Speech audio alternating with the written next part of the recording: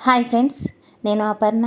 ఒక మనసు ఎదుర్కొన్న ప్రేమ కథను వినబోయే ముందు ఒకసారి నా ఛానల్ని సబ్స్క్రైబ్ చేసుకోండి ఫ్రెండ్స్.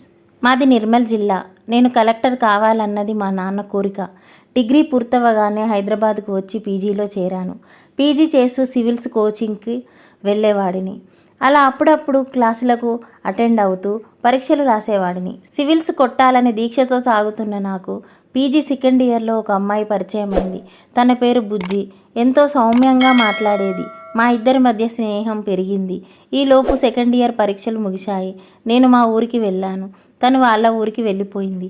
అయినా ఫోన్లో టచ్లో ఉండేవాళ్ళం. నా కష్టాలను బాధలను తనతో పంచుకునేవాడిని. తను అన్ని విషయాలు నాతో పంచుకునేది. అలా మా ఇద్దరి మధ్య చనువు పెరిగిపోయింది. కొన్ని రోజులకు మళ్ళీ నేను హైదరాబాద్కు వచ్చాను.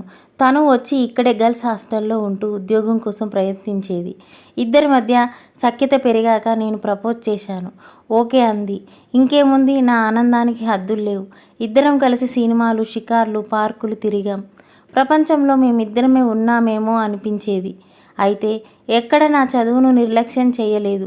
అలా కొన్ని రోజులు తర్వాత ఉన్నట్టుండి తన ప్రవర్తనలో మార్పు వచ్చింది. నా కాల్స్కి స్పందించేది కాదు. మెసేజ్ చేస్తే రిప్లై లేదు.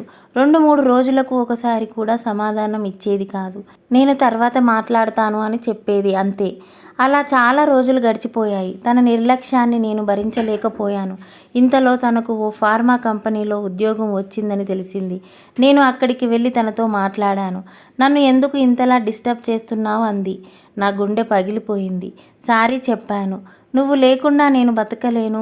నన్ను పెళ్లి చేసుకో, తర్వాత నిన్ను డిస్టర్బ్ చేయను. నువ్వు నెలకు ఒక్కసారి మాట్లాడినా చాలు అన్నాను. తను సరే అంది. 2018 సాయిబాబా గుడిలో పెళ్లి చేసుకున్నాం. ఆ రోజు అలా ట్యాంక్ బండిపై వెళ్ళి కూర్చున్నాం. ఎందుకో నేను తన ఫోన్ తీసుకొని అలా చూస్తుంటే తను మరో అబ్బాయితో చాటింగ్ చేస్తున్నట్టు తెలిసింది. ఎవరని అడిగితే బావ అంది. నేను అతని నెంబర్ తీసుకున్నా. తర్వాత ఎవరి రూమ్లోకి వాళ్ళం వెళ్ళిపోయాం. బుజ్జి బావతో ఒక ఫ్రెండ్లా చాటింగ్ మొదలుపెట్టాను. దీంతో బుజ్జికి జాబ్ ఇప్పించింది తనే అని, ఇద్దరు ఫార్మా కంపెనీలోనే పనిచేస్తున్నారని చెప్పాడు.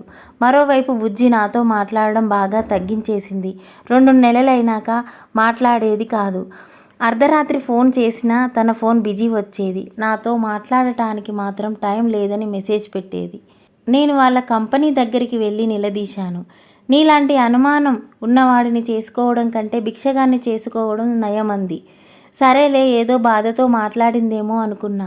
ఎన్నిసార్లు ఫోన్ చేసినా తీయలేదు. ఒకరోజు నేను వాళ్ళ కంపెనీ దగ్గర భిక్షం ఎత్తుకున్నా. నన్ను చూసి పక్కకి వెళ్ళిపోయింది తప్ప నాతో మాట్లాడలేదు. పైగా నేను వేధిస్తున్నానని పోలీస్ కేసు పెట్టింది. నేను ఆత్మహత్య యత్నం చేశా.